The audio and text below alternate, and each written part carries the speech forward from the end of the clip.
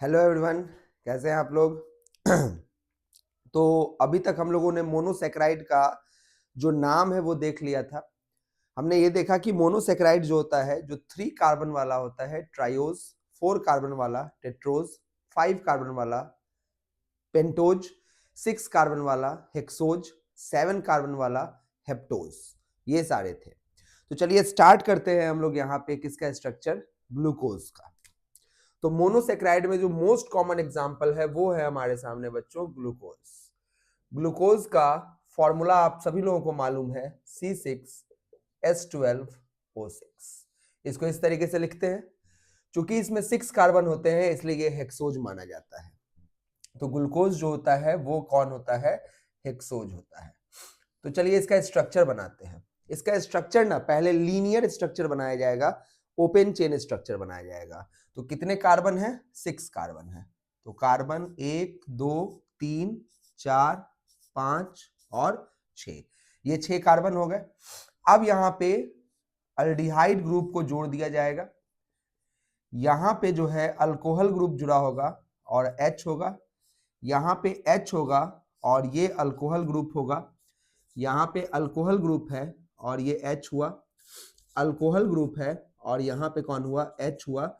यहाँ पे alcohol group है, H हुआ और H हुआ। ये स्ट्रक्चर जो होता है वो किसका स्ट्रक्चर है, ग्लूकोज का स्ट्रक्चर है।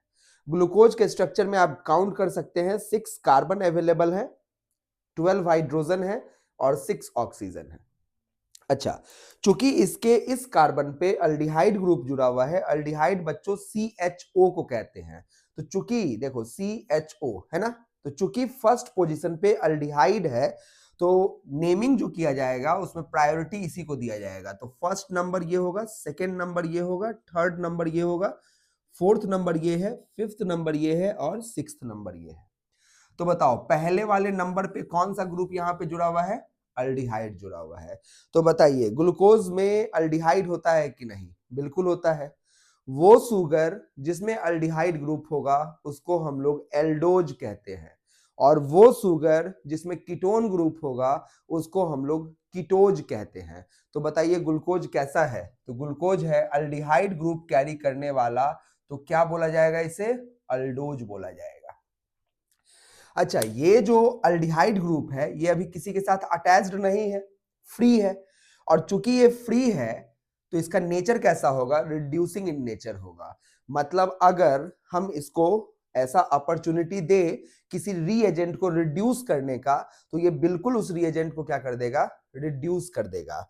जैसे टॉलेंस रीएजेंट होता है, टॉलेंस रीएजेंट होता है ना, टॉलेंस रीएजेंट होता है, या फिर एक टेस्ट होता है जिसको हम लोग कहते हैं फेहलिंग्स टेस्ट।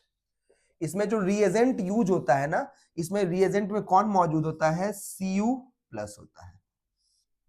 ठीक है, अब यहां पे जो रीएजेंट होगा वो होगा Cu2+। कुल मिला के बात यह है कि अगर हम एक टेस्ट ट्यूब में ग्लूकोज का सॉल्यूशन रखें और उसमें इस रिएजेंट को ऐड करें तो उसमें Cu2+ होगा। अब अगर उस सॉल्यूशन में ग्लूकोज है, हमें ये जांचना है कि उस सॉल्यूशन में कौन है, ग्लूकोज है। तो ग्लूकोज अगर होगा तो Cu2+ को क्या कर देगा, रिड्यूस कर देगा, और रिड्यूस करके किस में कन्वर्ट कर देगा, Cu+ में। तो बताइए Cu2+ रिड्यूसेस टू Cu+, तो कलर चेंज होगा कि नहीं होगा। तो जैसे बच्चों कुछ लोगों को डायबिटीज होता है, डायबिटीज मेलिटस होता है। डायबिटीज मेलिटस में आप जानते हैं कि ब्लड शुगर लेवल क्या होता है, ज्यादा। अब जब ब्लड में शुगर का लेवल होता है ज्यादा तो किडनी एक्स्ट्रा शुगर को यूरिन के फॉर्म में निकालना चालू कर देता है, तो यूरिन में भी शुगर पाया जाएगा। तो आप देख के तो यूरिन में नहीं बता पाओगे कि शुगर है या शुगर नहीं है। तो क्या किया जाता है, वैसे आदमी के यूरिन को टेस्ट ट्यूब में कलेक्ट किया जाता है और इस रिएजेंट को ऐड किया जाता है और कलर चेंज को ऑब्जर्व किया जाता है। अगर जो इस रिएजेंट को डालने से कलर चेंज हो गया तो पता चल जाता है कि उस यूरिन में ग्लूकोज था या ग्लूकोज नहीं था। अब आप सोच रहे होंगे ग्लूकोज के अलावा भी चीज भी तो पाई जा सकती है, तो नहीं बच्चों, ये सोचना गलत हो जाएगा, क्योंकि यूरिन में ग्लूकोज ही पाया जाएगा, क्योंकि ग्लूकोज ही ब्लड शुगर होता है। आप जो भी शुगर खाते हो अल्टीमेटली वो कन्वर्ट होके ग्लूकोज के फॉर्म में ही ब्लड में जो है वो मूव कर रहा होता है। तो ब्लड शुगर के नाम से किसको हम लोग जानते हैं? ग्लूकोज को। तो बताइए ग्लूकोज का सॉल्यूशन में होना जांचना कितना आसान है। अगर इसके पास अल्डिहाइड ग्रुप फ्री है तो ये रिड्यूसिंग इन नेचर हुआ कि नहीं हुआ? तो बताइए ग्लूकोज कैसा नेचर का है? ग्लूकोज का नेचर हम बोल सकते हैं रिड्यूसिंग शुगर है, reducing sugar as its aldehyde group is free and it reduces, क्या रिड्यूस किया? Cu2 प्लस को Cu प्लस में। और इससे आप आराम से समझ सकते हैं कि सॉल्यूशन में ग्लूकोज अवेलेबल है या नहीं। तो ये तो हो गया चलो ओपन चेन, जो इसका चेन लाइक स्ट्रक्चर है वो रहा। लेकिन अब हम लोग बात करते हैं कि ग्लूकोज जो है ना वो रिंग फॉर्म में भी मौजूद रहता है, अरेंज्ड रहता है। तो रिंग कैसे बनेगा? तो देखो रिंग बनाने के लिए इन्हीं को आपस में मुड़ के लपेटना पड़ेगा, यानी कि किसी को तो आपस में जुड़ना पड़ेगा तभी तो रिंग बनेगा। अगर ये ऐसे जुड़ेगा तभी तो रिंग बनेगा, ऐसे तो रिंग बनेगा नहीं। तो देखो रिंग बनाने के लिए ये हाथ बढ़ाने को तैयार है क्योंकि यहाँ डबल बॉन्ड है, तो ये जो है अपना रिएक्टिविटी शो करेगा। लेकिन बाकी सब में कौन ऐसा है? तो कार्बन 1 जो होता है ना वो कार्बन 5 के साथ, कार्बन 1 यानी कि अल्डिहाइड ग्रुप और कार्बन 5 के अल्कोहल के साथ क्या करता है? रिएक्ट करता है। और रिएक्ट करके क्या बनाता है? एक बॉन्ड। आप लोग ऑर्गेनिक केमिस्ट्री में पढ़ेंगे कि अल्डिहाइड अगर अल्कोहल के साथ बॉन्ड बनाता है तो उसको कहते हैं हेमी एसिटल बॉन्ड, और अगर कीटोन अल्कोहल के साथ बॉन्ड बनाता है तो उसको कहते हैं हेमी कीटल बॉन्ड। तो अब क्या होने वाला है? यहाँ पे एक बॉन्ड बनने जा रहा है। तो चलिए बना के देखते हैं कि वो बॉन्ड कैसा बनने वाला है। तो ये तो समझ में आ गया होगा आप लोगों को। ग्लूकोज का नेचर कैसा होगा? रिड्यूसिंग इन नेचर होगा, क्योंकि इसके पास जो अल्डिहाइड ग्रुप है वो कैसा होता है? फ्री होता है। चूंकि अल्डिहाइड कंटेनिंग शुगर है इसलिए इसका नाम क्या होगा? अल्डोज इसका नाम होगा। चलिए तो अब यहां पे हम लोग बाइंड करवा के दिखाते हैं। तो ये कार्बन 5 है, कार्बन 5 का जो हाइड्रोजन होगा वो हाइड्रोजन इस ऑक्सीजन के साथ बाइंड कर जाएगा, तो ये बन जाएगा OH।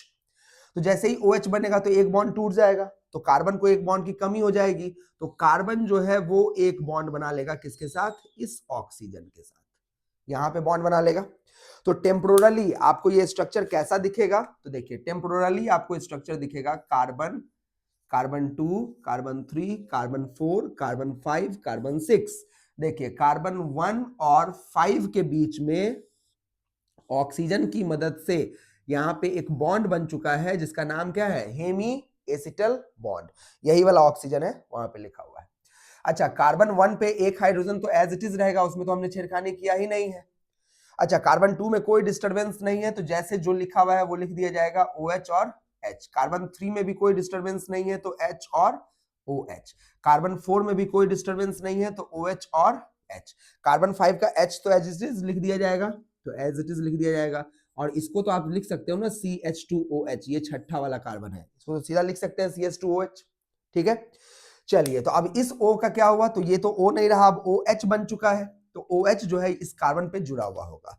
तो चलो कहीं जोड़ देते हैं, तो यहाँ पे चूंकि जगह है इसलिए यहाँ पे हमने OH को जोड़ दिया। तो ये आपका जो बॉन्ड बना हुआ है ये वाला बॉन्ड, इसी बॉन्ड का नाम होता है हेमी एसिटल बॉन्ड।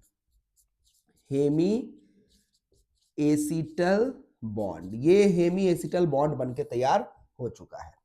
अब इसको रिंग के रूप में अरेंज करते हैं। वैसे रिंग बन चुका है, लेकिन यूजुअली रिंग को ऐसे देखने का हमारा आदत नहीं है ना, कुछ ऐसे ऐसे लाइन ड्रॉ करने का आदत है, तो उस रूप में इसको देखने का कोशिश करते हैं। तो चलिए देखते हैं ये रिंग कैसा बनाएगा। तो ये रहा आपका कार्बन नंबर 1 और ये रहा आपका कार्बन नंबर 5। तो कार्बन 1 कार्बन 5 से जुड़ा है by the help of oxygen, तो बस यही कंडीशन यहां फुलफिल कर देते हैं। ये कार्बन 5 रहा, ये ऑक्सीजन रहा और ये कार्बन 1 रहा, है ना। कार्बन 5 के साथ देखिए तो कौन जुड़ा हुआ है? Carbon number 4। कार्बन 4 के साथ कौन जुड़ा है? Carbon number 3। कार्बन 3 के साथ कौन जुड़ा है? Carbon number 2। और कार्बन 2 के साथ कौन जुड़ा है? कार्बन 1। जोड़ दीजिए। कार्बन 5 के साथ कौन जुड़ेगा? कार्बन 4, कार्बन 3 और यहां पे आपको जुड़ने वाला है ये कार्बन 1 है यहां पे जुड़ेगा कार्बन 2 और ये देखिए, बताइए रिंग बन गया कि नहीं बन गया, है ना। चलिए एक और रिंग ऐसा ही बनाते हैं, सेम टू सेम ऐसा ही रिंग बनाते हैं, कारण आपको समझ में आ जाएगा।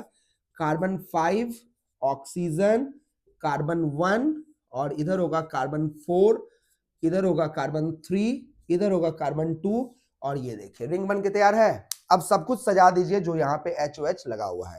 बताइए कार्बन 5 पे एक कौन है, ये पूरा का पूरा है कि नहीं है, तो इसको हम लिख सकते हैं CH2OH, यहाँ पे सजा हुआ है जो कि 6ठा नंबर का कार्बन है। और कार्बन 5 पे दूसरा चीज कौन जुड़ा हुआ है, H, तो चलिए दूसरा चीज यहाँ पे क्या जोड़ देते हैं, H। कार्बन 4 पे कौन जुड़ा हुआ है, एक OH है और एक कौन है, H, तो एक OH है और कौन है, H। कार्बन 3 पे देखिए, इसकी तुलना में तो उल्टा लिखना होगा, तो इसका OH इधर की तरफ लिख देंगे और H यहां पे लिख देंगे। अच्छा, कार्बन 3 की तुलना में कार्बन 2 का तो उल्टा लिखना पड़ेगा, तो कार्बन 2 का हम यहाँ पे H लिख देंगे और यहाँ पे क्या लिख देंगे, OH। सेम सजावट इसमें लिख देते हैं, CH2OH, ये 6ठा वाला है, ये हाइड्रोजन, यहाँ पे आपका H होगा और कौन होगा, OH, यहाँ पे OH होगा और कौन होगा, H, यहाँ पे H होगा और कौन होगा, OH। अब आप बोलोगे कार्बन 1 को तो सजाया ही नहीं, अब देखो कार्बन 1 को ही तो सजाना था थोड़ा अलग तरीके से। कार्बन 1 पे अभी ताजा ताजा OH बना है, तो ये ताजा ताजा OH जो है वो किधर भी बन सकता है, तो देखिए एक प्रोबेबिलिटी ये है कि OH नीचे की तरफ बनेगा और H कहां बनेगा, ऊपर की तरफ जुड़ेगा, और दूसरी पॉसिबिलिटी ये है कि OH अरेंज ऊपर की तरफ होगा तो H कहां अरेंज होगा, नीचे की तरफ।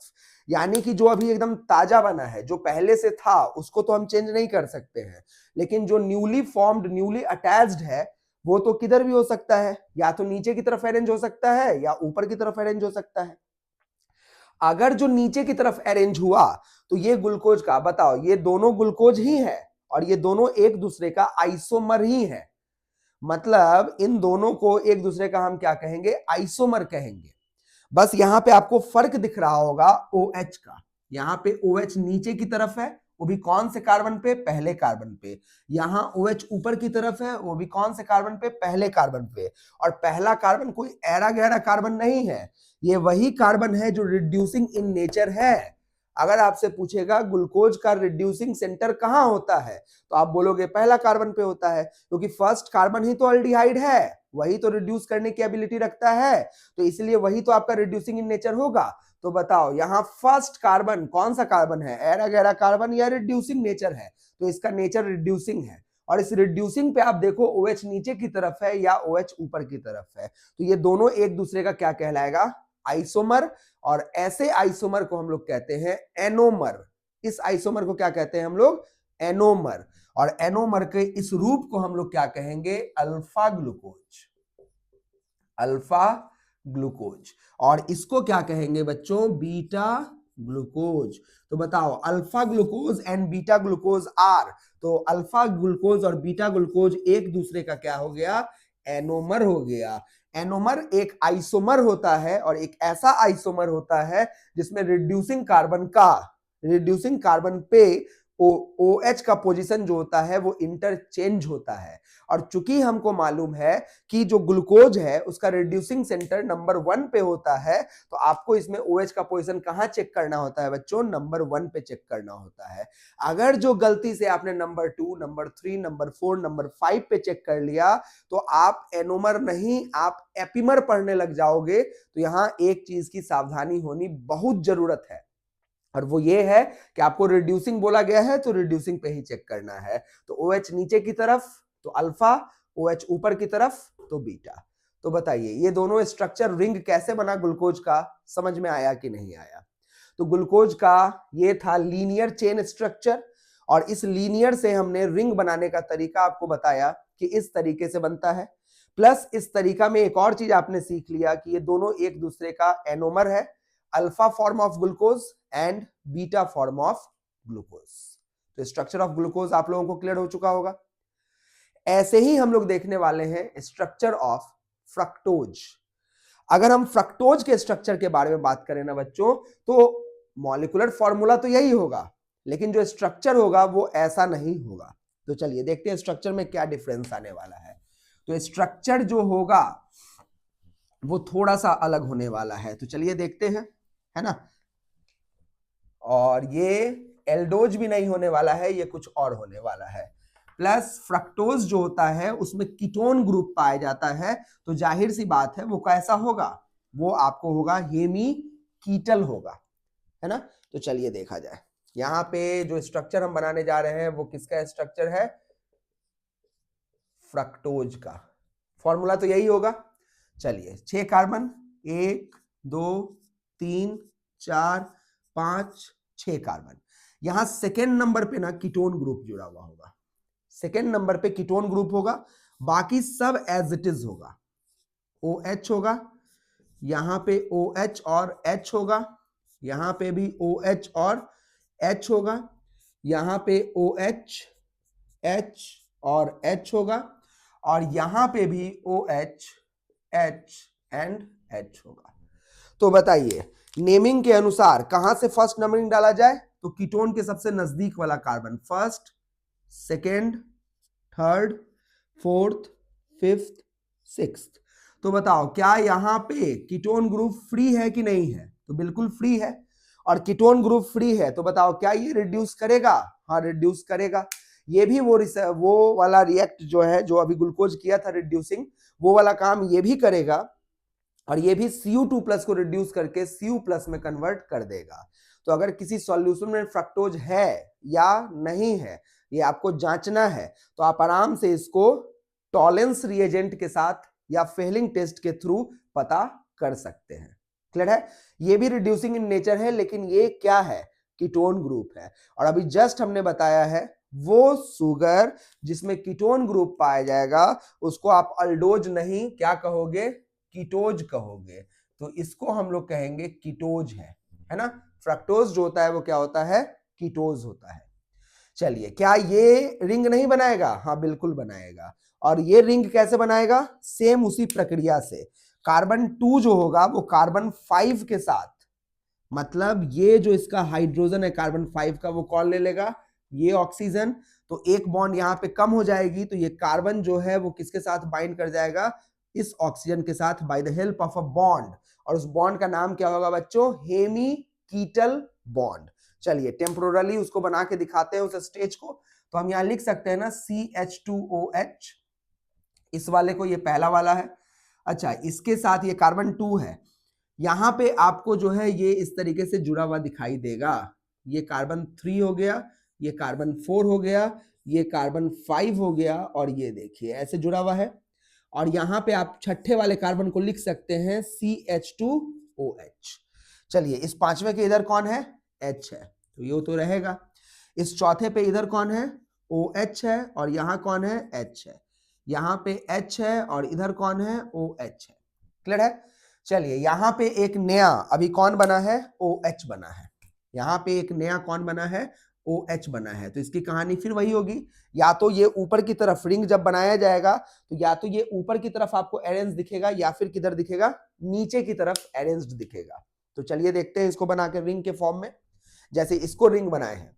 अच्छा इसको रिंग बनाने से पहले एक चीज यहाँ काउंट कर लेना चाहते हैं, जो ताकि बाद में यूज हो सके।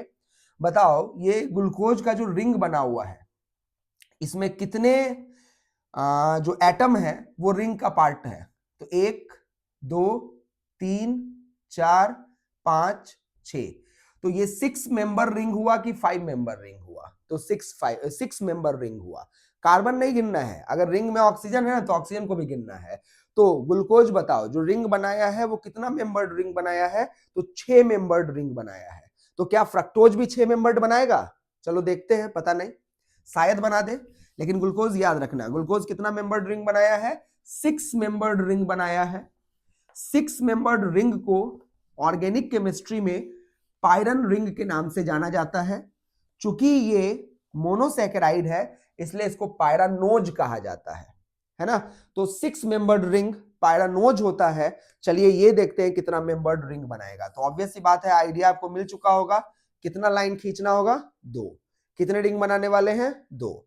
ये है कार्बन नंबर 2, ये है कार्बन नंबर 3, ये है कार्बन नंबर 4, ये है कार्बन नंबर 5।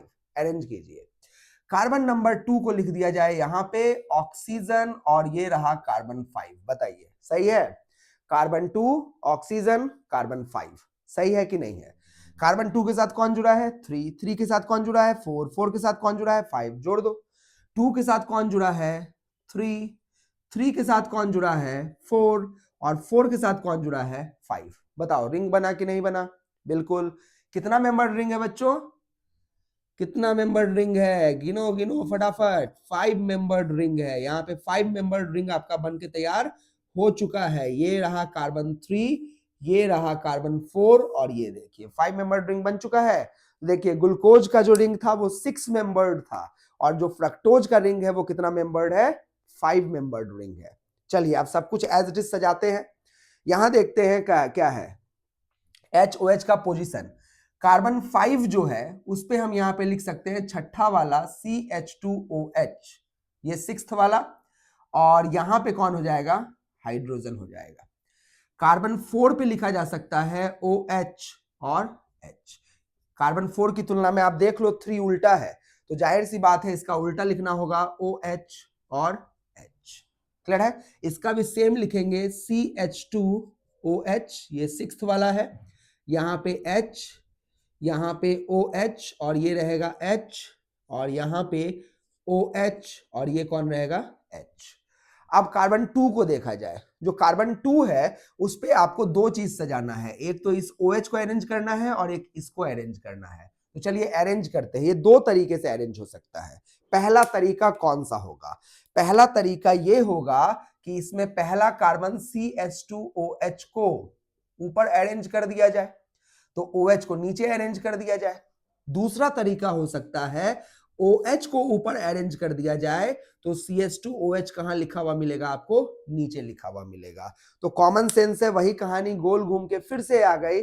कार्बन 2 तो बोलोगे उसमें कार्बन 1 देखे थे आप, इसमें कार्बन 2 देख रहे हो। अरे बताओ ना कीटोन ग्रुप किस पे है? कार्बन 2 पे है कि कार्बन 1 पे है? तो कार्बन 2 पे है। किस पे कीटोन फ्री है? कार्बन 2 पे। कौन रिड्यूसिंग होगा? कार्बन 2। तो किसकी बात करेंगे? कार्बन 2 की। अगर ग्लूकोज होगा तो किसकी बात करेंगे? कार्बन 1 की। क्यों करेंगे? क्योंकि ग्लूकोज में पहले पोजीशन पे फ्री एल्डिहाइड ग्रुप है और कीटोन में दूसरे पोजीशन पे फ्री कीटोन ग्रुप है। अच्छा, फ्री एल्डिहाइड और फ्री कीटोन होने की वजह से रिड्यूस करेगा कि नहीं करेगा? बिल्कुल करेगा। रिड्यूसिंग इन नेचर है कि नहीं है? बिल्कुल है। क्या करता है? Cu2+ को रिड्यूस करके Cu+ बनाता है। कलर का चेंज ऑब्जर्व होगा कि नहीं होगा? बिल्कुल होगा। कौन सा रिएजेंट है? टॉलेंस रिएजेंट है। टेस्ट का नाम फेहलिंग टेस्ट। तो ये सारे टेस्ट को पास करेगा कि नहीं करेगा? एक अननोन सॉल्यूशन है जिसमें आपको ग्लूकोज दिया गया है, फ्रक्टोज दिया गया है, और बोला गया है पहचानिए इसमें ग्लूकोज या फ्रक्टोज है या नहीं है। आप कहेंगे लाओ टॉलेंस रिएजेंट, उसमें डाल देंगे, कलर चेंज को ऑब्जर्व करेंगे। अगर जो कलर चेंज हो गया तो आप बोलेंगे, ये नहीं बता पाएंगे कि ग्लूकोज है कि फ्रक्टोज है, लेकिन इतना तो जरूर बोल देंगे कि भैया इस सॉल्यूशन में कोई रिड्यूसिंग शुगर तो पक्का है। तो फ्रक्टोज बताओ रिड्यूसिंग शुगर हुआ कि नहीं हुआ? बिल्कुल हुआ। फिर हमने बताया कार्बन 2 कार्बन 5 के साथ हेमीकीटल बॉन्ड बनाएगा। बच्चों कौन सा बॉन्ड बनाएगा? हेमीकीटल बॉन्ड बनाएगा। हेमीकीटल बॉन्ड बनाएगा, और हेमीकीटल बॉन्ड बनाने के बाद आपको रिंग दिखेगा। और कितने रिंग दिख रहे हैं आपको? 2 रिंग दिख रहे हैं। और देखिए रिड्यूसिंग कार्बन नंबर 2 पे OH कहां है बच्चों? नीचे। कभी भी OH आपको रिड्यूसिंग पे नीचे की तरफ लिखा हुआ मिल जाए, आप इसको फटाक से नाम दे देना। कौन सा फ्रक्टोज है? Alpha fructose. अगर जो OH नीचे है तो अल्फा फ्रक्टोज, अगर जो OH ऊपर है तो क्या बोलना है? Beta fructose. तो बताओ ये दोनों भी एक दूसरे का क्या होगा? एनोमर होगा। तो एनोमर का डेफिनेशन समझ में आया? एक ऐसा आइसोमर जिसमें ग्लूकोज या फ्रक्टोज के रिड्यूसिंग कार्बन पे OH का पोजीशन देखना होता है। अगर जो रिड्यूसिंग कार्बन पे OH का पोजीशन ऊपर की तरफ होता है तो उसको हम लोग बोलते हैं बीटा फॉर्म, और अगर जो OH का पोजीशन नीचे की तरफ होता है तो उसको हम लोग बोलते हैं अल्फा फॉर्म। क्लियर है? अच्छा, एक और चीज दिख रहा होगा कि ग्लूकोज का जो रिंग बना था वो 6 मेंबर्ड रिंग था। देखिए 6 मेंबर्ड रिंग को क्या कहा जाता है? जो 6 मेंबर्ड रिंग होता है उसको कहा जाता है पाइरन रिंग। और चूंकि ग्लूकोज और फ्रक्टोज बनाता है ऐसा रिंग, इसलिए हम लोग उसको बोलेंगे पाइरानोज, है ना? ओज लगा देने का मतलब है हम बताना चाहते हैं कि हम कार्बोहाइड्रेट की बात कर रहे हैं बच्चों, और अगर 5 मेंबर्ड रिंग होगा ना तो उसको कहेंगे फ्यूरन रिंग। कौन सा रिंग कहेंगे? Furan ring. और इसको आप क्या बोल सकते हैं? फ्यूरानोज। तो बताइए, पैरानोज के सामने कौन लिखे? ग्लूकोज लिखे, और फ्यूरानोज के सामने कौन लिखे? फ्रक्टोज लिखे। तो फ्रक्टोज यूजुअली 5 मेंबर्ड रिंग बनाता है और ग्लूकोज हमेशा 6 मेंबर्ड रिंग बनाता है। अगर आपने ध्यान से सुना तो हमने बोला ग्लूकोज हमेशा 6 मेंबर्ड रिंग बनाता है, फ्रक्टोज यूजुअली 5 मेंबर्ड रिंग बनाता है। फ्रक्टोज में मैं हमेशा नहीं बोल रहा हूं, क्योंकि फ्रक्टोज दोनों तरह का रिंग बना सकता है। फ्रक्टोज में कार्बन 2 कार्बन 5 के साथ भी मुड़ सकता है और कार्बन 2 कार्बन 6 के साथ भी जुड़ सकता है। अगर कार्बन 2 के साथ जुड़ा तब तो 5 मेंबर्ड रिंग बनेगा, और अगर कार्बन 6 के साथ जुड़ा तो 6 मेंबर्ड रिंग बनेगा। लेकिन अपना जो सिलेबस का एक लेवल है उसमें यूजुअली हम लोग 5 मेंबर्ड रिंग की बात करते हैं। तो बताइए फ्रक्टोज का स्ट्रक्चर क्लियर हुआ कि नहीं हुआ? तो यहां तक आपने समझ लिया कि ग्लूकोज का स्ट्रक्चर कैसा होगा और फ्रक्टोज का स्ट्रक्चर कैसा होगा। अच्छा, फिर आप एक नाम सुनते हो गैलेक्टोज और मैनोज का। तो भाई गैलेक्टोज और मैनोज क्या होता है? तो ये दोनों एक्चुअली में ना भाई बहन है किसका? ग्लूकोज का। अगर आपको ग्लूकोज का स्ट्रक्चर मालूम है तो आप समझ जाओ कि आप गैलेक्टोज भी जानते हो और मैनोज भी जानते हो। दोनों का तब तक बताओ, फटाफट मन में सोच लो क्या फॉर्मूला होगा। तो C6H12O6, क्योंकि ग्लूकोज का भी वही होता है, ये सब आइसोमर्स होते हैं एक दूसरे के। बस यहां पे आप देखेंगे पोजीशन का फर्क आपको दिखेगा। जो OH होगा उसका जो पोजीशन होगा उसका बस आपको क्या दिखने वाला है? फर्क दिखने वाला है, अरेंजमेंट में फर्क दिखने वाला है ना। आपने देखा कि अरेंजमेंट में फर्क रिड्यूसिंग कार्बन पे आया, और रिड्यूसिंग कार्बन पे अरेंजमेंट में फर्क आया तो हमने नाम दिया अल्फा फॉर्म और बीटा फॉर्म। चलिए ग्लूकोज बना ले फटाफट। ग्लूकोज को बनाने के लिए 6 कार्बन सजा लेंगे, 1 2 3 4 5 6 कार्बन। 6 कार्बन में यहां पे लगा देंगे double bond O, hydrogen OH H OH H OH H OH H OH H H। अगर इसको रिंग में लिखना चाहे तो हम लिख सकते हैं कार्बन 5 ऑक्सीजन, कार्बन 1 यहां पे लिख सकते हैं, कार्बन 4, कार्बन 3, कार्बन 2, ये रहा। चलो बीटा फॉर्म या अल्फा फॉर्म लिख लेते हैं। तो अल्फा फॉर्म लिखने के लिए यहां पे हमें क्या लिखना होगा? H, और यहां क्या लिखना होगा? OH। ये अल्फा फॉर्म हो गया। यहां पे क्या लिखना होगा? OH बाहर की तरफ, H अंदर की तरफ। उल्टा लिख दो, OH अंदर की तरफ, H बाहर की तरफ। यहां पे इसकी तुलना में उल्टा लिख दो, OH यहां, H यहां। यहां पे CH2OH, ये छठा वाला है, CH2OH, और यहां क्या लिख दो? H। ये यही लीनियर फॉर्म है, और ये इसी का कौन सा फॉर्म है बच्चों? तो ये है आपको रिंग लाइक स्ट्रक्चर। किसका? ग्लूकोज का। और आप तो फटाफट बोल सकते हो कौन सा ग्लूकोज है। देखो देखो देखो, जल्दी बताओ। कार्बन 1 पे OH, कार्बन 1 पे OH कहां है? नीचे है, और नीचे है तो कौन सा फॉर्म होगा? अल्फा फॉर्म होगा। चलिए गैलेक्टोज को समझते हैं, देखिएगा जरा, ध्यान दीजिएगा इस पे। ये नंबर 1 है, number 2, number 3, number 4, number 5, number 6। चलिए नंबर 2 पे हम क्या करते हैं ना, OH को और H को इंटरचेंज कर देते हैं, उल्टा कर देते हैं। अगर हम उल्टा कर देंगे तो स्ट्रक्चर कैसा बनेगा? तो यहां बनेगा CHO, इसको तो लिख ही सकते हैं CHO, यहां पे C, यहां पे H। देखिए उल्टा हो गया। इस पे नहीं छेड़खानी करना है, ये तो जैसे था वैसे ही रहने देना है। ये वाला भी जो है वो जैसा था वैसा ही रहने देना है, ये वाला भी जैसा था वैसा ही रहने देना है, और ये वाला तो एज इट इज CH2OH लिख देना है। 1 2 3 4 5 6, ये छठा वाला है। बताइए कहां इंटरचेंज कर दिए हम? यहां पे हमने इंटरचेंज कर दिया है कार्बन नंबर 2 पे। कार्बन नंबर 2 पे जब इंटरचेंज कर दिए ना बच्चों तो इसका नाम हो जाएगा मैनोज। ये कौन है? ये है मैनोज। तो रिंग बन जाएगा। सेम रिंग को कॉपी मार देना है, बस सेकंड पोजीशन पे OH को अंदर और H को कहां लिख देना है? बाहर। ये वाला चीज यहां पे क्या करना है? पलट देना है इस वाले स्ट्रक्चर में। तो ये मैनोज हो गया। तो किस नंबर पे हुआ? OH interchanged at OH interchanged at second carbon of glucose. Glucose के सेकेंड कार्बन पे OH इंटरचेंज हो गया है, स्ट्रक्चर का नाम क्या होगा? मैनोज। लेकिन सेकेंड पे ना करें, आप किस पे कर दें? फोर्थ पे कर दें। OH interchanged at fourth carbon of glucose. Glucose के कौन से कार्बन पे किया जाए? फोर्थ कार्बन पे कर दिया जाए। तो देखिए स्ट्रक्चर क्या बन जाएगा? स्ट्रक्चर बन जाएगा CHOC, यहां पे OH और यहां क्या रहेगा? H, यहां पे CH और यहां पे क्या रहेगा? OH। 4 पे पलट चुके हैं तो यहां पे H हो जाएगा और यहां कौन हो जाएगा? OH। यहाँ पे COH और कौन रहेगा? H, और यहाँ पे छठा वाला CH2OH लिखा जा सकता है। आप देख सकते हैं चौथे नंबर पे इंटरचेंज कर दिया गया है।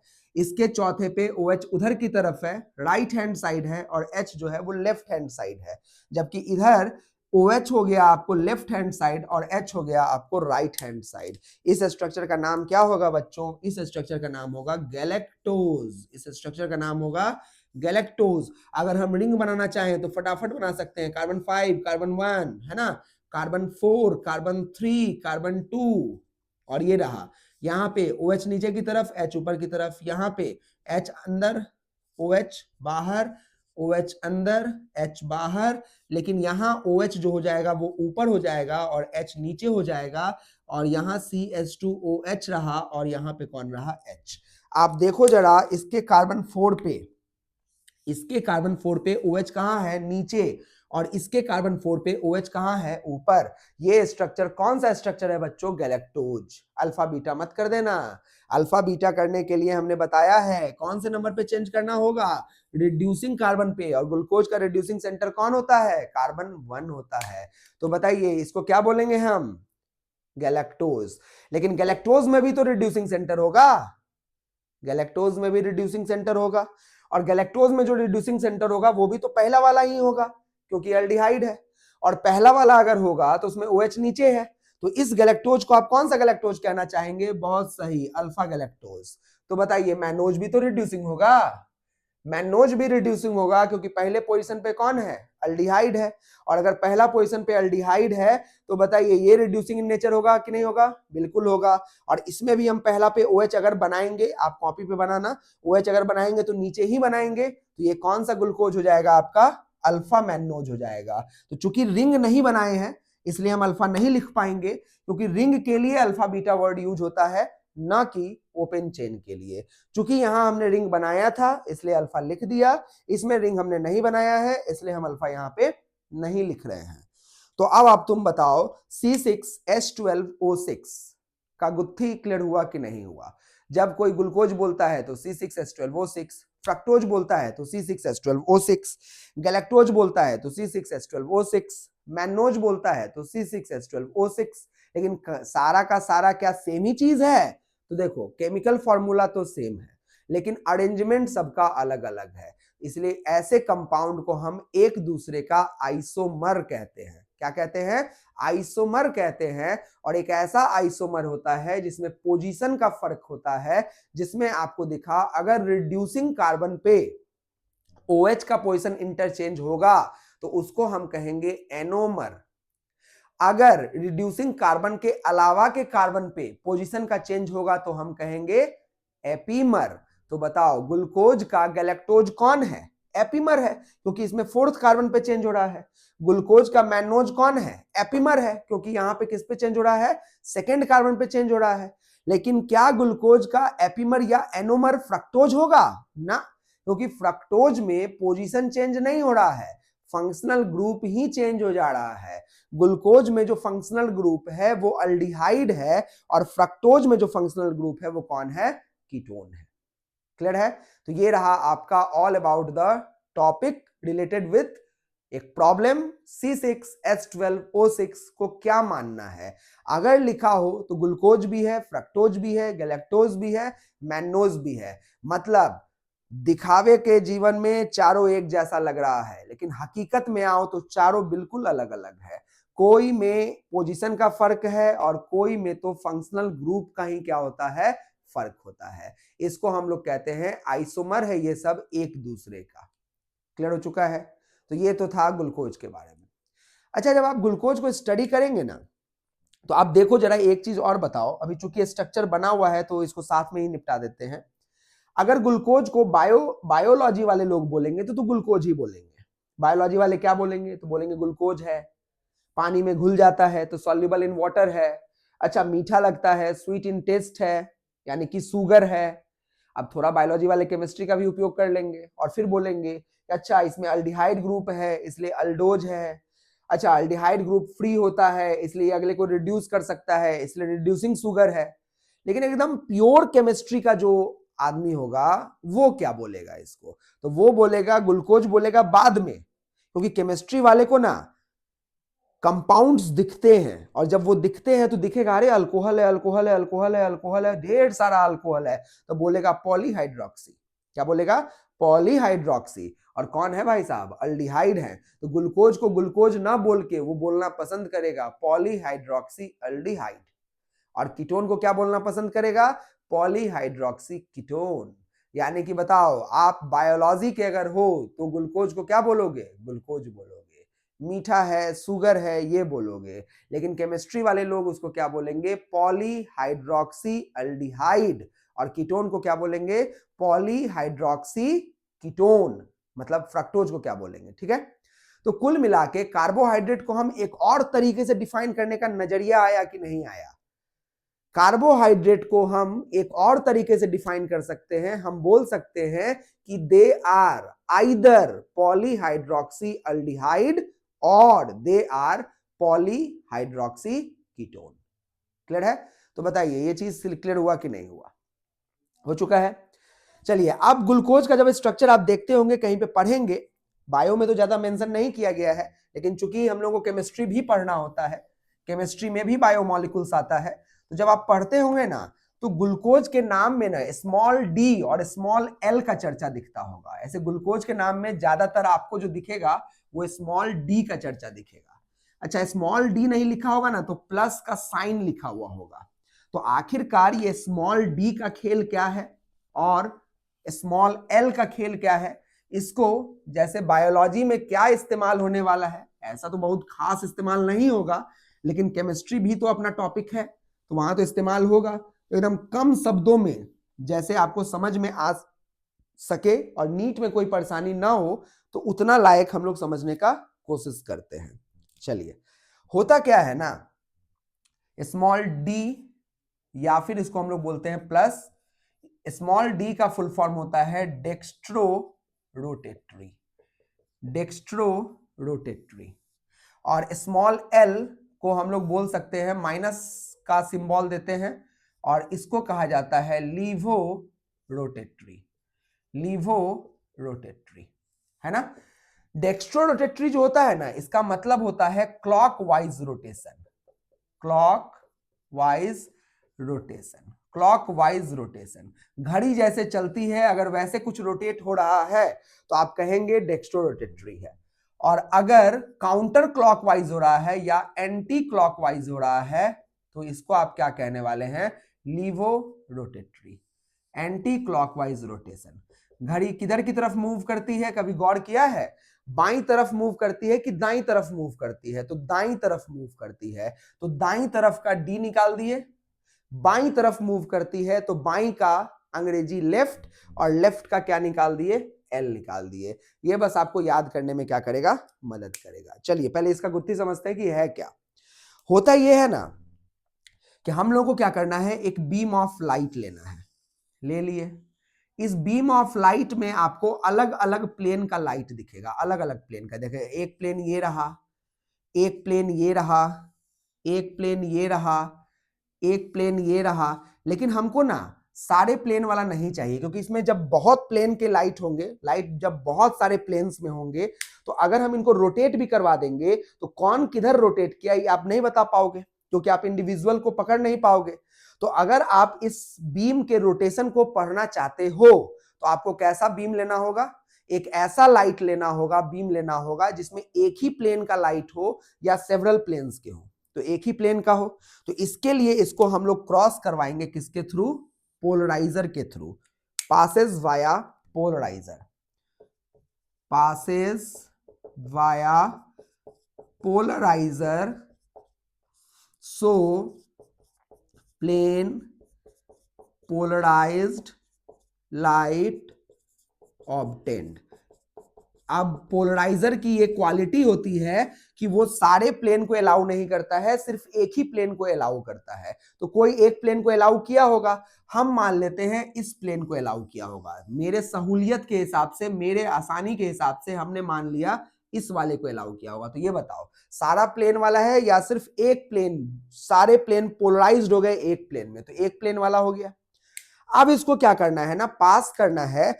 एक टेस्ट ट्यूब ले लो और इस टेस्ट ट्यूब में ग्लूकोज सॉल्यूशन डाल दो। इसी को जांचना चाहते हो तो ग्लूकोज सॉल्यूशन डाल दो और इस सॉल्यूशन के थ्रू ना इसको पार करवाओ, लाइट को जो है ना इस सॉल्यूशन के थ्रू पार करवाओ। अब जब लाइट इसको पार करके इधर निकलेगा तो उस लाइट का जो बीम है, जो प्लेन है, उसमें रोटेशन चेक करना, क्या रोटेट हुआ है या रोटेट नहीं हुआ है। तो क्या करेंगे? Passed via test tube containing a solution, solution contain कर रहा है, उसके थ्रू पास करवाएंगे। तो तीन कहानियां होंगी। पहले नंबर की कहानी, पहला नंबर का कहानी, नो रोटेशन, कोई रोटेशन नहीं होगा। जैसा आपने प्लेन अलाउ किया था वही प्लेन जो है आपको ऑब्टेन हो जाएगा। इसका मतलब इस सॉल्यूशन में कोई भी ऐसा कंपाउंड नहीं है जो इस बीम को, इस प्लेन को क्या करवा सकता हो? रोटेट करवा सकता हो। लेकिन दूसरी कहानी ये मिलेगी आपको कि नहीं भैया, रोटेशन आपको दिखेगा। देखिए ओरिजिनल प्लेन जो था वो ये वाला था, ओरिजिनल प्लेन ये वाला था, और जो अब आपको प्लेन मिलेगा वो शायद ये वाला प्लेन मिलेगा। यानी कि बताइए, ये प्लेन रोटेट कर दिया किधर की तरफ? घड़ी ऐसे ही चलती है, क्लॉकवाइज रोटेट कर गया। ये एक तरीका हो सकता है। और देखिए तीसरा तरीका कौन हो सकता है बच्चों? तो तीसरा तरीका ये हो सकता है कि यहां पे ये ओरिजिनल प्लेन रहा होगा, ये ओरिजिनल प्लेन है, और जो आपको बीम मिला होगा वो ये प्लेन में आ गया होगा, है ना। ये बताइए रोटेट किया कि नहीं किया? रोटेट किया। किधर किया? Anti clockwise. तो ये बताओ किधर रोटेशन हुआ? क्लॉकवाइज। ये किधर हुआ? Anti clockwise. और यहां क्या हुआ? No rotation. तो यहां हम बोलेंगे no rotation.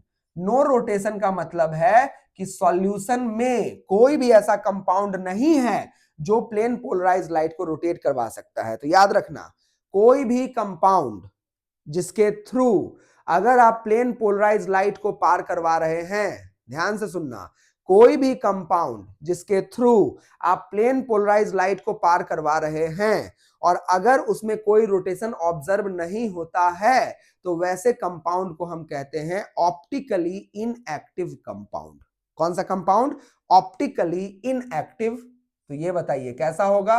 Optically inactive state होगा, इनएक्टिव कंपाउंड रहा होगा। तो अगर ट्यूब में ऑप्टिकली इनएक्टिव कंपाउंड रहा होगा तो प्लेन पोलराइज लाइट का रोटेशन ऑब्जर्व होगा कि नहीं होगा? कोई भी रोटेशन ऑब्जर्व नहीं होगा। लेकिन यहां रोटेशन ऑब्जर्व हुआ, और किधर रोटेशन हो रहा है? इधर हो रहा है क्लॉकवाइज रोटेशन, है ना, क्लॉकवाइज रोटेशन। और इधर किधर हो रहा है? Anti clockwise rotation. यहां पे एंटी क्लॉकवाइज रोटेशन हो रहा है। तो बताइए यहां पे दो तरह के रोटेशंस ऑब्जर्व हो रहे हैं, तो इसको क्या कहेंगे? ये दोनों जो होगा वो ऑप्टिकली एक्टिव स्टेट होगा। कौन सा स्टेट होगा? ऑप्टिकली एक्टिव होगा। ऑप्टिकली एक्टिव कंपाउंड रहा होगा इन ट्यूब में।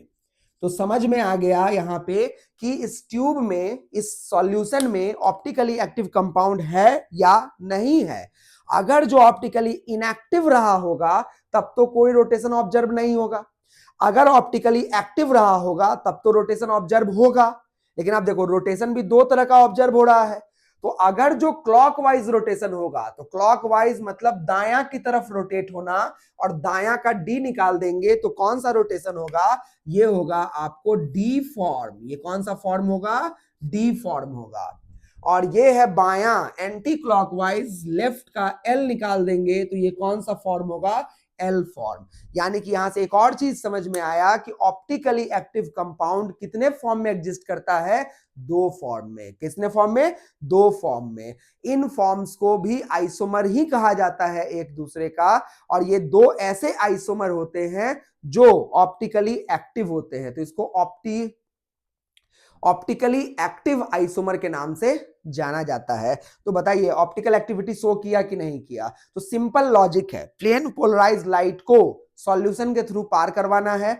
अगर जो रोटेशन हो गया तब तो ऑप्टिकल एक्टिव कंपाउंड है, और अगर जो रोटेशन नहीं हुआ तो ऑप्टिकल इनएक्टिव कंपाउंड है। इनएक्टिव को साइड करो।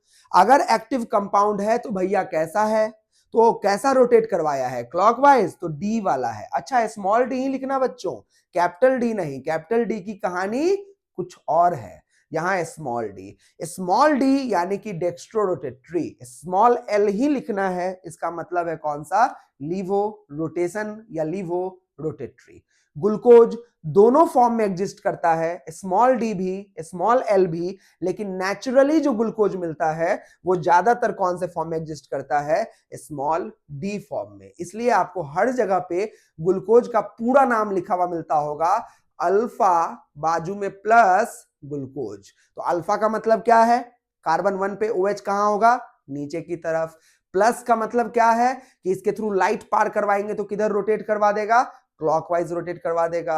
अगर अल्फा माइनस लिखा हुआ मिल जाए तो माइनस का मतलब क्या है, लाइट पार करवाएंगे तो किधर की तरफ होगा, ये एंटी क्लॉकवाइज रोटेट करवाएगा। तो बताइए डी और एल का जो गुत्थी था वो क्लियर हुआ कि नहीं हुआ। अब है कि आप कहोगे सर क्या हमेशा हम लाइट पार करवा के चेक करेंगे डी है कि एल है, ना बच्चों ऐसा करने की जरूरत नहीं है। ये तो साइंटिस्ट लोगों ने किया, और फिर उन्होंने कहा कि आपको स्ट्रक्चर अगर बना के कोई दे दे तो आप देख के बता पाओगे कि नहीं बता पाओगे कि ऑप्टिकल एक्टिव है या ऑप्टिकल एक्टिव नहीं है, तो आप देख के बता दोगे। समझ में आया क्या बोला मैंने बोला कि अगर स्ट्रक्चर बना के तुमको देंगे तो क्या तुम देख के बता पाओगे कि ऑप्टिकल एक्टिव है या ऑप्टिकल एक्टिव नहीं है, तो आप बिल्कुल बता पाओगे कि ऑप्टिकल एक्टिव है या ऑप्टिकल एक्टिव नहीं है। ये तो एक्सपेरिमेंट वाली कहानी थी ना, लेकिन बिना एक्सपेरिमेंट के भी आप बता सकते हो कि ऑप्टिकल एक्टिव है या ऑप्टिकल एक्टिव नहीं है। बस क्या देखना आना चाहिए, स्ट्रक्चर। देखिए कुछ नहीं करना है, स्ट्रक्चर में आपको कायरल कार्बन ढूंढना है। अगर जो स्ट्रक्चर में कायरल कार्बन मिल गया तो एकदम 100% ऑप्टिकल एक्टिव होगा, और अगर जो स्ट्रक्चर में कायरल कार्बन नहीं मिला तो ये ऑप्टिकल एक्टिव नहीं होगा, ऑप्टिकली कैसा होगा, इनएक्टिव होगा।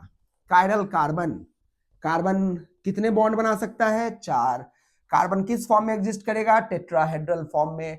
टेट्राहेड्रल कार्बन जो होता है जब वो 4 बॉन्ड बना रखा है, टेट्राहेड्रल फॉर्म में एग्जिस्ट करता है, उस कंडीशन में आप देखना कि उस कार्बन पे जो अटैच्ड मॉलिक्यूल है वो चारों के चारों सेम है या डिफरेंट है। जैसे ये कोई कार्बन है और इस पे ए नाम का कोई कंपाउंड है, बी नाम का कोई कंपाउंड है, ए नाम का कोई कंपाउंड है और बी नाम का कोई कंपाउंड है। एक कार्बन ऐसा है जिसपे ए नाम का कोई कंपाउंड है, एक्स नाम का कोई कंपाउंड है, यहां पे भी मान लीजिए एक्स नाम का कोई कंपाउंड है, और यहां पे भी एक्स नाम का कोई कंपाउंड है।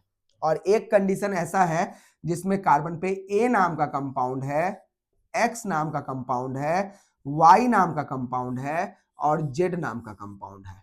आप देखो यहां तीनों कंडीशन में कार्बन को टेट्राहेड्रल फॉर्म में दिखाया गया है, टेट्राहेड्रल फॉर्म में है। अब ये देखिए ये कार्बन जो है इस पे 2 ग्रुप जो है वो सेम है ना, कायरल नहीं होगा। इस पे देखिए 3 ग्रुप सेम है, कायरल नहीं होगा, लेकिन इस पे चारों ग्रुप जो जुड़े हुए हैं वो क्या है, डिफरेंट है। तो कायरल को रिप्रेजेंट करने का तरीका होता है कि यहां पे एक स्टार मार्क दे दिया जाता है। ये कौन सा कार्बन है बच्चों, कायरल कार्बन है। तो बताओ कायरल कार्बन को कैसे रिप्रेजेंट करेंगे। कायरल कार्बन वो कार्बन होता है जिसपे ऑल अटैच्ड चारों ग्रुप सेम होंगे कि डिफरेंट होंगे? तो आपको दिख रहा है डिफरेंट है।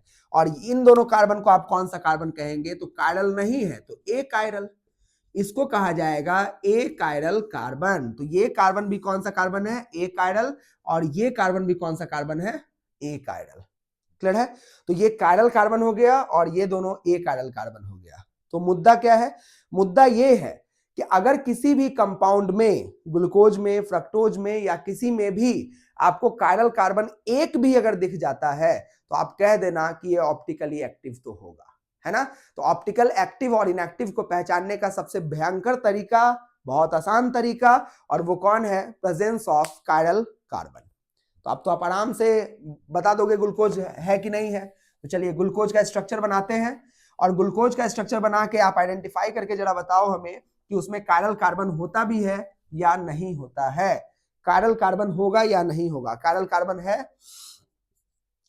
if one or more chiral carbon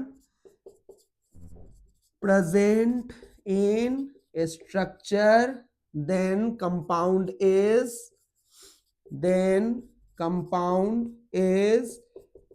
optically active. कैसा कंपाउंड होगा? ऑप्टिकली एक्टिव होगा। तो चलिए ग्लूकोज का स्ट्रक्चर ये रहा। कार्बन नंबर 1 CHO, इसको लिख सकते हैं हम यहाँ पे OH, इसको लिख सकते हैं HOH, इसको लिख सकते हैं OH और H, इसको लिख सकते हैं OH और H, और इसको लिख सकते हैं CH2OH। छठा नंबर, पांचवा नंबर, चौथा नंबर, तीसरा, दूसरा, पहला। तो बताइए क्या यहां पे कोई कार्बन कायरल है? कोई कार्बन?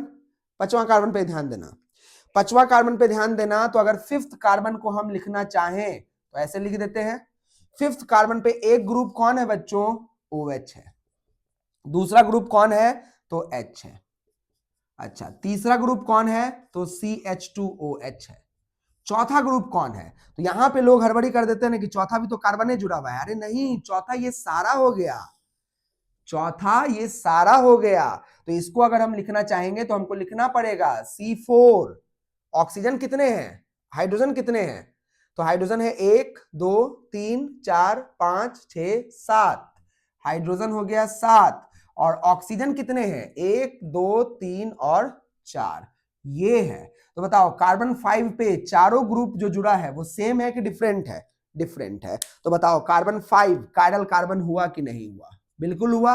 वैसे कार्बन 4 भी आपको कायरल होगा, कार्बन 3 भी आपको कायरल होगा। तो आप चेक करते रहना।